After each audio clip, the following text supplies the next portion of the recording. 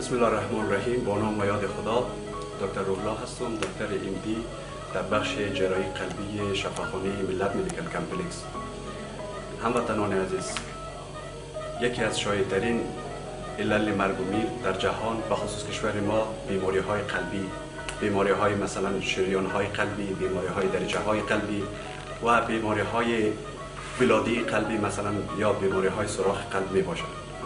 که الحمدلله خوشبختانه امروزه این تداوی و عملیات در شفاخانه ما، در شفاخانه ملت مدیکال کمپلکس توسط دکتر صاحبان متخصص و ورزیده با تیم جراحی آماده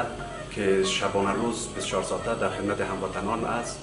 صورت گرفته و عملیات ها در مدت بسیار کم، به خصوص در مدت دو نیم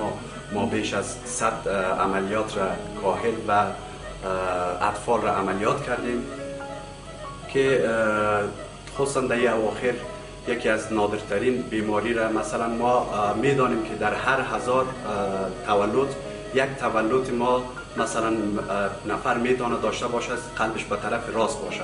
در همون قسم ما شما میفهمیم قلب یک انسان نرمال به طرف چپ هست و ما یکی از بیماری هایی که در اواخر داشتیم، یکی از بیماری 16 ساله را که قلب از این بیمار به طرف راست موقعیت داشت. همین قسم قلب به طرف راست موقعیت میگیره، جگرش به طرف چپ، یک ارگان های دیگه به طرف چپ موقعیت میگیره که عملیات ها که این مریض ما 16 ساله بود با یک ASD داشت، مصاب به سوراخ های قلبی بود، در پالش قلبشان به طرف راست بود. این عملیات های این نوع بیماری ها مغلق و پیچیده می باشه که الحمدلله موفقانه